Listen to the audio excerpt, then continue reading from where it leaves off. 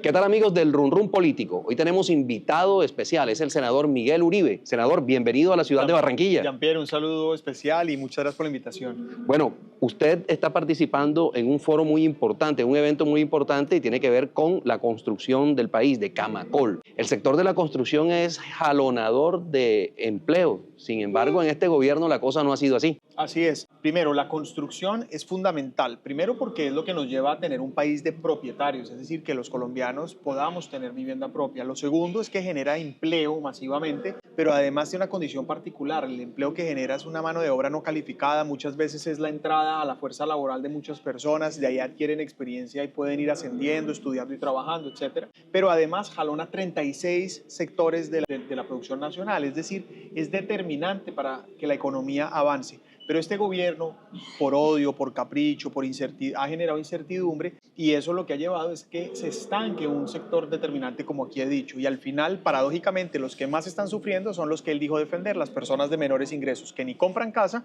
ni tienen empleo.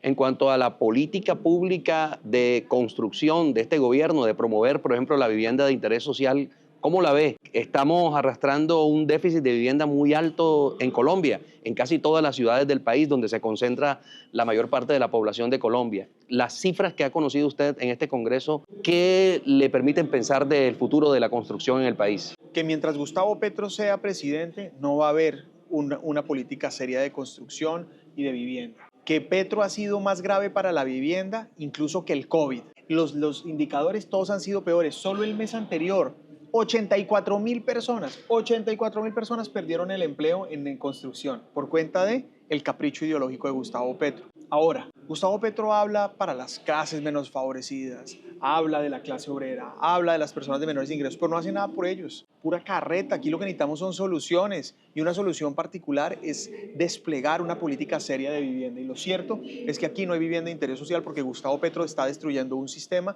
un modelo que era Mi Casa Ya. Prácticamente el subsidio a la cuota inicial y el subsidio a la tasa de interés para garantizar que hubiera cierre financiero, además con la complementariedad de los subsidios locales para que los colombianos pudieran tener vivienda. Ese era el modelo que teníamos, que funcionaba, reconocido a nivel mundial. Nos llevó a ser el país que más vivienda producíamos en el mundo. Y Petro lo destruyó por capricho ideológico, porque para Petro el cambio era destruir lo que funcionaba, no mejorar lo que no estaba sirviendo. Usted me está dando una cifra muy grave, está revelando una cifra muy grave. 84.000 personas perdieron el empleo.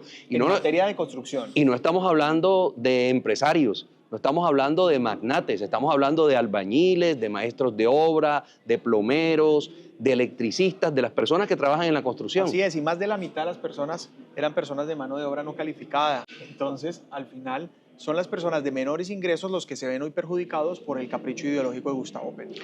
Senador, viene una agenda bien importante de reformas, presentadas algunas, otras anunciadas por el gobierno nacional, pero vayamos, digamos que por partes. Primero, la reforma laboral. Usted ha dicho que la reforma laboral no hay manera de arreglarla, no hay manera de ponerla en discusión, hay que tumbarla. ¿Por qué hay que tumbar la reforma laboral? Porque es dañina, porque en vez de crear empleo lo va a destruir. Dice el Banco de la República que va a destruir 500.000 empleos. Dice Fedesarrollo, por ejemplo, y otros tanques prestigiosos de pensamientos sociales y económicos que más de 2 millones de personas van a pasar a la informalidad. Dice una consultora bien destacada y reconocida, Crow Colombia, que va a aumentar en 5% el desempleo juvenil, va a prácticamente quebrar 700.000 microempresas y adicionalmente va desafortunadamente a encarecer los costos laborales entre 25 y 100%. ¿Eso qué quiere decir?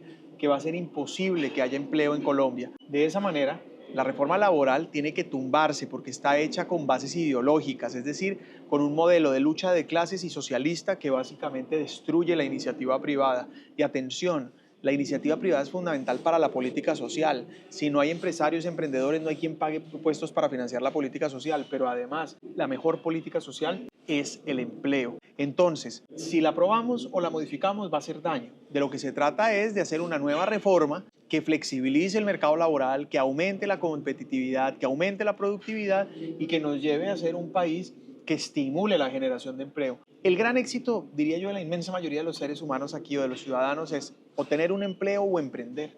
y crecer y desarrollarse gracias a la labor, al oficio que uno escoja desarrollar.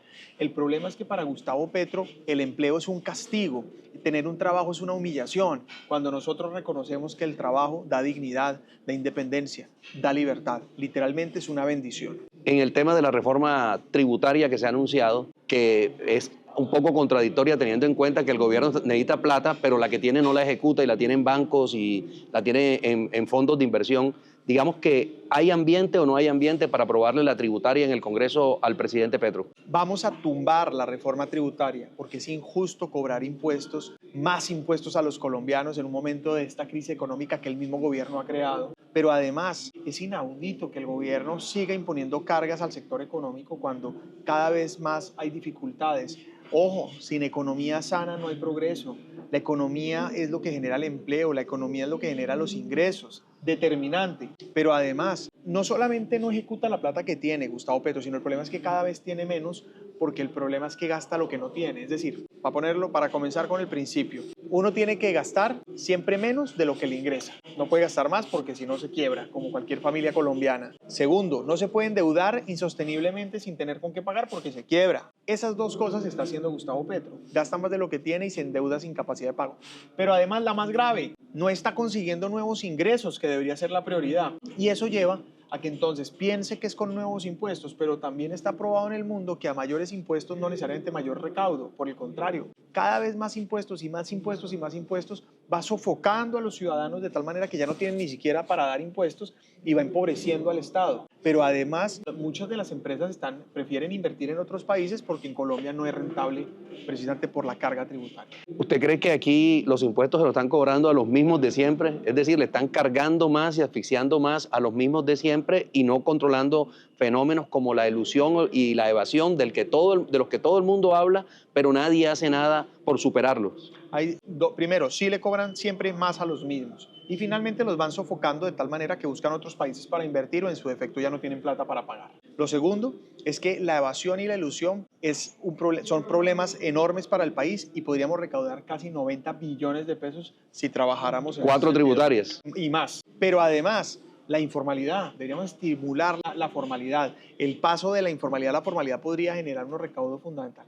Pero al final lo importante es estimular la economía, promover la inversión, generar confianza y esa confianza se deriva de la seguridad pública, es decir, del control territorial y de la seguridad jurídica, es decir, de las reglas claras de juego. Solo así podemos generar la confianza para estimular la inversión y eso dinamizaría la economía de tal manera que todos los rubros aumenten.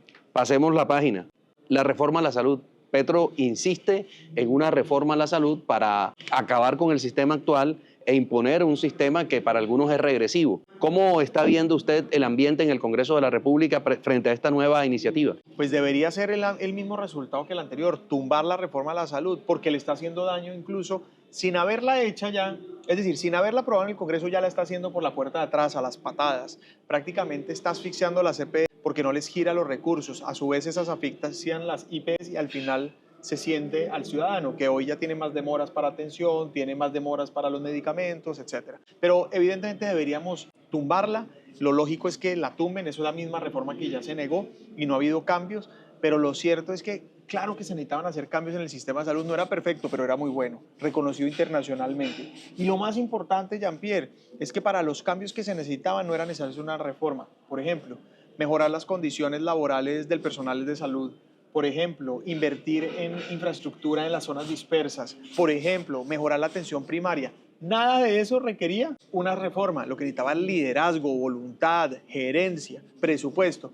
El problema es que eso requiere un buen presidente y no lo tenemos. Reforma a la justicia. Una reforma que supuestamente fue consensuada con las altas cortes. ¿Cómo ve usted el tema de la reforma a la justicia? Habrá que estudiar con mayor detalle, pero sí ya vimos el preámbulo, la introducción, y era la rebaja de penas de violadores y asesinos de niños. Da asco, es indignante, inaceptable. Imagínense, si esa es la puerta de entrada a la reforma a la justicia, imagínense el resto. Habrá que estudiar con detalle cada uno de los artículos, pero lo cierto es que Gustavo Petro está buscando con todas estas reformas favorecerse a él y a sus aliados políticos, aquellos a los que les debe la llegada al poder y particularmente cómo que aferrarse a él. Por eso tenemos que bloquear esas reformas y ser conscientes de que sí, Colombia necesita cambios, de que no todo está perfecto, de que hay mucho por hacer, pero eso lo solucionamos remangándonos las mangas, trabajando, uniéndonos y proponiendo soluciones, no más discursos, porque este es un gobierno que a cada problema le tiene un discurso, pero no una solución.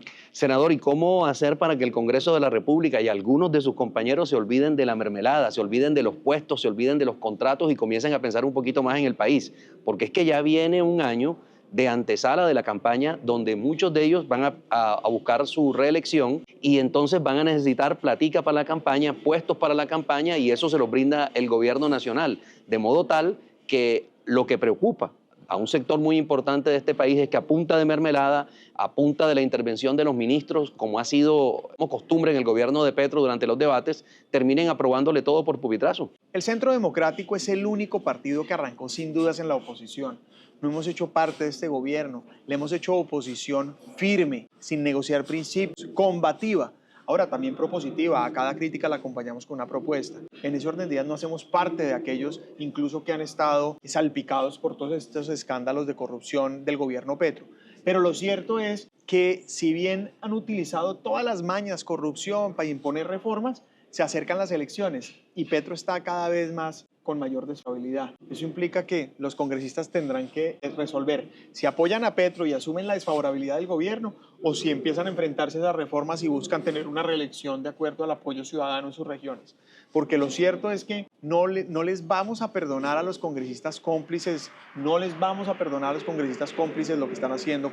Es decir, también una sanción social y reconocer quiénes son los congresistas que están haciéndole el juego al gobierno. Eso, claro, y el pueblo colombiano no les va a perdonar eso. El pueblo colombiano está molesto. El pueblo colombiano quiere una política diferente, una política de ideas, de convicción, de proyectos, de soluciones. Usted quiere ser presidente de la República, ya presentó su precandidatura en el marco del proceso que todavía no se ha definido en detalle, que va a ser el Partido Centro Democrático para escoger un candidato que vaya a una consulta interpartidista el próximo 8 de marzo del año 2026. Pero esa carrera comenzó y usted tiene varios rivales de mucho peso político. ¿Cómo hacer en torno a este proceso cuando ha tenido unos antecedentes no muy claros, donde finalmente han dicho Uribe es el que a punta de bolígrafo define quién va a ser el candidato? ¿Usted se somete a las reglas de juego y se va hasta el final? Jean-Pierre, yo he dicho que este proceso lo asumo de manera constructiva, disciplinada y respetuosa.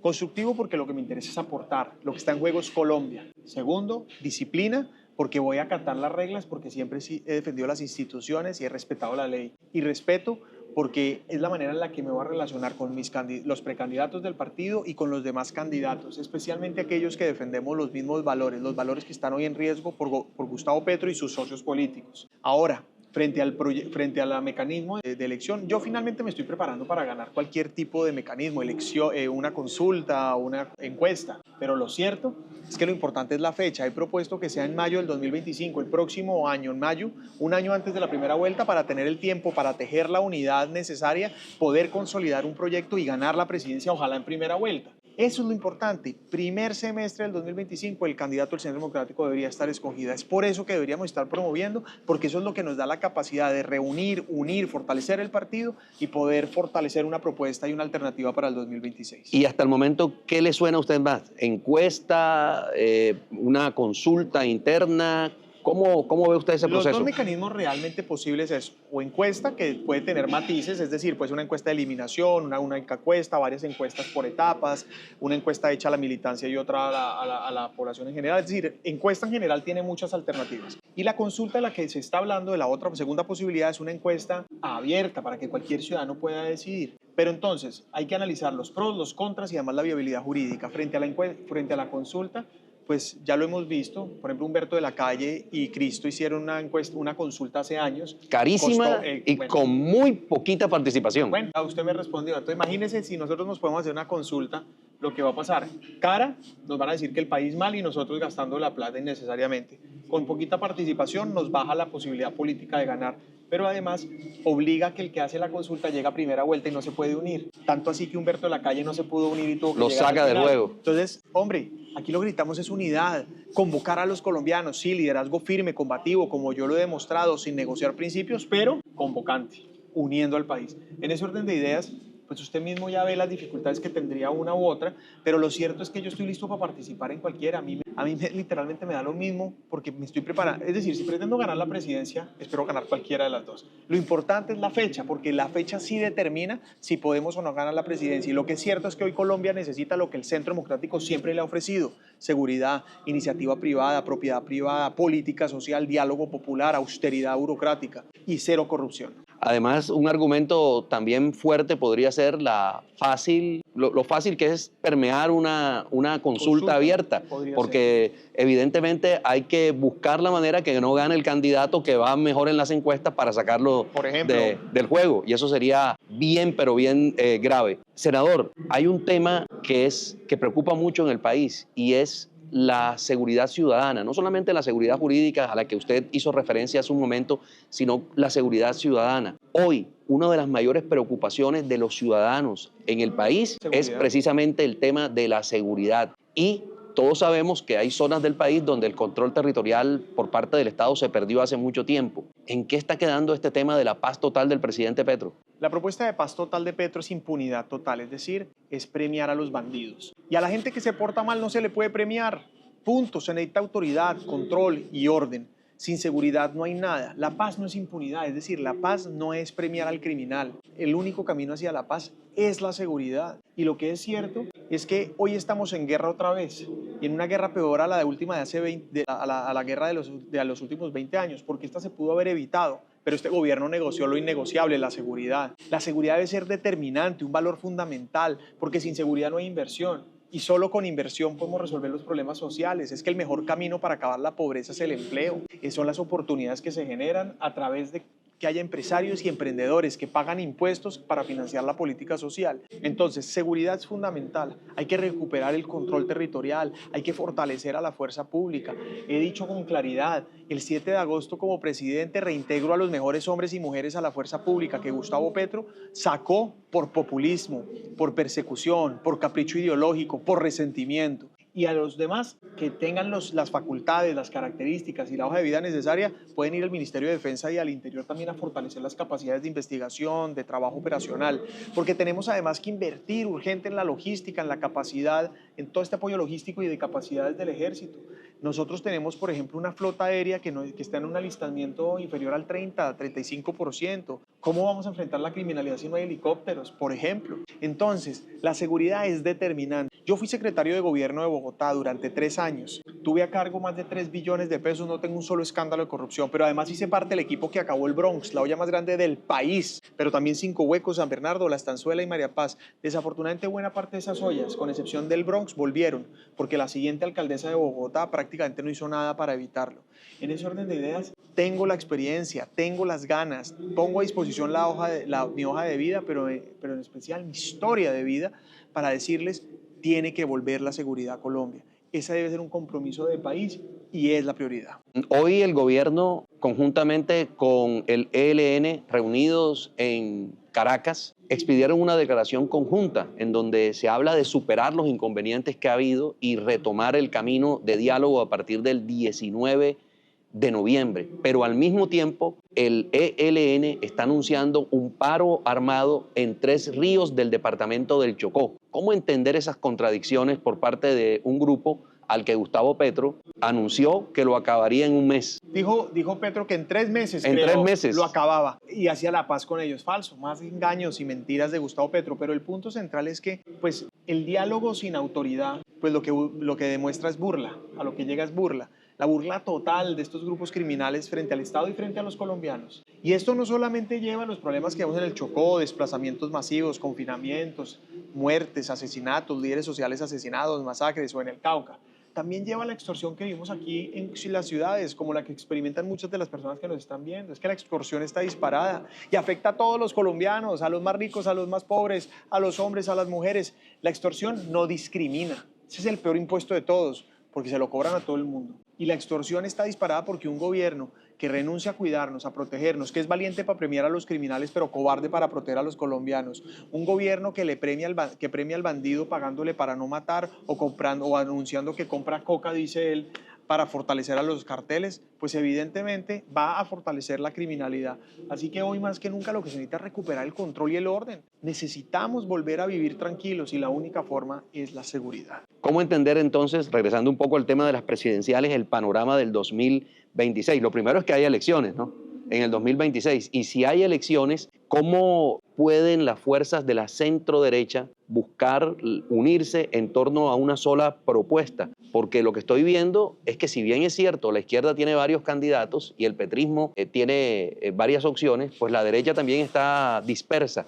¿Cómo hacer para que se conviertan en factor de unión frente a ciertos principios en los que todos están de acuerdo? Yo estoy convencido que elecciones va a haber, pero también estoy seguro que quienes gobiernan hoy se las van a querer robar. Por eso he dispuesto y he planteado que empecemos a trabajar desde ya en un ejército de voluntarios para cuidar los votos y evitar un fraude electoral. Incluso estoy trabajando con parte del equipo electoral de María Corina, que ya denunció el fraude electoral en Venezuela, y vamos a hacer lo mismo en Colombia para garantizar que las elecciones sean justas y libres y que si se las intentan robar, nosotros lo evitemos. Segundo, hay que unirse, pero no en torno a cualquiera. Por ejemplo, hace 2 años todo el mundo repetía, cualquiera menos Petro, y llegamos a Rodolfo, que en paz descanse.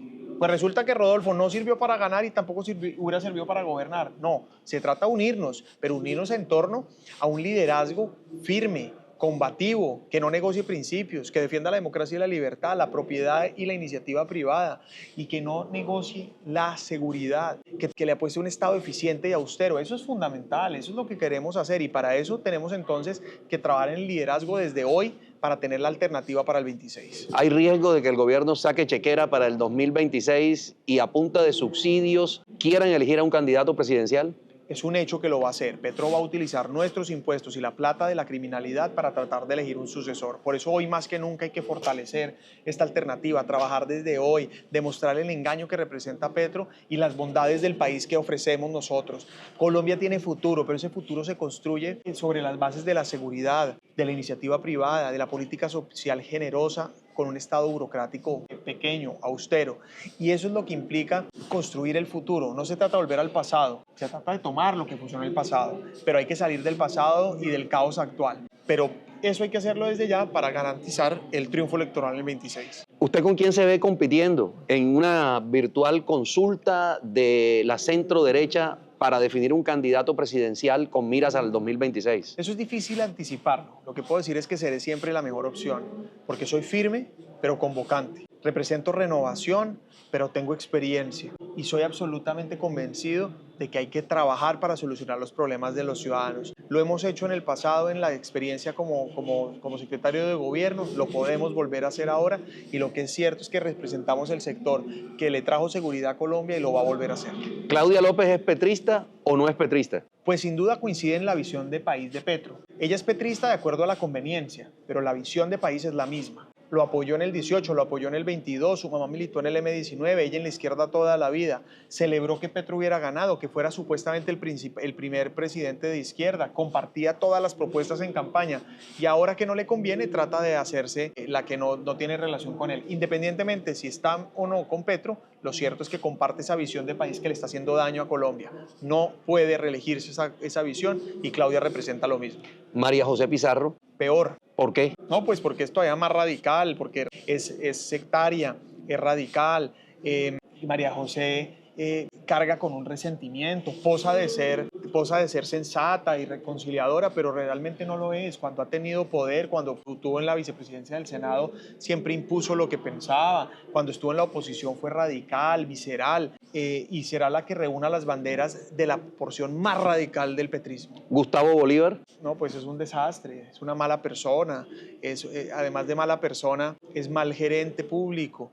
Es una persona que básicamente ha utilizado los elementos del Estado para fortalecer un proyecto político. No le ha hecho bien a nadie. Se ha dedicado a destilar odio, resentimiento. Bueno, es decir, Gustavo Bolívar, insisto, es una mala persona.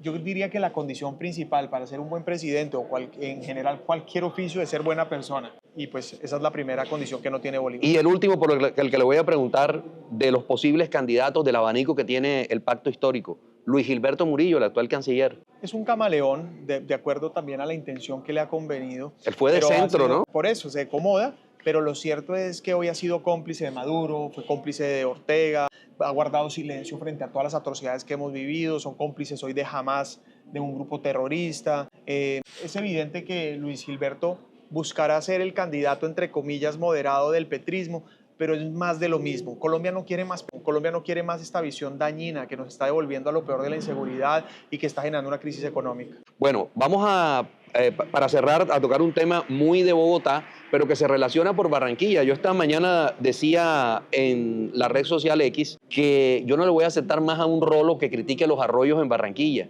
porque nos dan duro. Pese a que en Barranquilla se han canalizado muchos arroyos y ya usted puede andar por ciertos sectores de la ciudad sin ningún problema cuando está lloviendo, pero nos daban duro con el tema de los arroyos. ¿Qué pasó con la Autonorte? ¿Y por qué usted estaba diciendo que el presidente Petro estaba engañando a la gente diciendo falacias? Sí, la autopista norte, que la hemos visto estos días absolutamente inundada, se construyó hace muchísimos años sobre el humedal Torca, que es un gran humedal que está a las afueras de Bogotá en el norte. Y desde hace muchos años hay un consenso de que hay que elevar la autopista para permitir la conexión entre el humedal Torca-Guaymaral. Eso generaría la conexión de los humedales y permitiría absorber las lluvias y no volvería a haber inundaciones. Es decir, nada más ambiental que elevar la autopista. Petro como alcalde no lo hizo, pero además después Peñalosa inicia el proceso y Petro desde la oposición se opone. Y ahora como presidente acaba con la posibilidad sin dar el licenciamiento ambiental. Conclusión, Petro no resuelve los problemas que le tocan, pero tampoco deja que otros resuelvan los que a ellos les corresponden. Entonces es un cínico, es simplista, es ignorante, es mentiroso, porque hoy viene a rasgarse las vestiduras diciendo bobadas cuando él en buena parte es responsable de lo que está sucediendo. Pero ustedes, ¿por qué en la centro derecha se han dejado quitar el discurso de los ambientalistas, de los animalistas, de la defensa de la mujer, de los del cambio climático? Es decir, parece que solamente a la izquierda le preocupara ese tema y se han apoderado de ese discurso y no permiten que alguien de un sector político diferente opine sobre el tema. Bueno, yo no me siento aludido porque todo lo contrario. Yo he sido absolutamente defensor del desarrollo sostenible, de la protección de los recursos ambientales. Yo he sido siempre insistente en que hay que cuidar el aire, hay que cuidar el agua, hay que cuidar los recursos en general naturales, pero el punto central es que los temas que usted menciona efectivamente es como si nos diera vergüenza tocarlos, y ni mucho menos. Son todos temas de la agenda, y la diferencia entre la izquierda radical que representa Petro y nuestra posición es que para él son discursos, para nosotros son causas. Un buen presidente debe tener necesariamente un buen entorno familiar, una buena familia, una familia sólida. Sin duda, la base de la sociedad es la familia, eso sí, y tenemos que tener claro que aquí está en juego también el modelo sociedad, cuáles principios y valores representamos. Pero un político que tiene una vida privada turbia, sucia, sí, diría yo, con todo este tipo de problemas, pues evidentemente no es un buen político. Es que, insisto, un buen político comienza con ser una buena persona. Una buena persona es un buen padre de familia, es un buen hermano, es un buen esposo, es un buen hijo. Es fundamental la familia. Senador, le agradezco mucho por haber aceptado esta invitación del Run Run Político. Espectacular, gracias. Y esperemos que en sus próximas visitas a Barranquilla nos tenga en cuenta y nos vaya contando poco a poco toda su plataforma de propuestas con miras a esa gran meta, presidencia de la República en el año 2026. Así es, así va a ser, y claro que vamos a seguir en contacto. Muchas gracias a todos.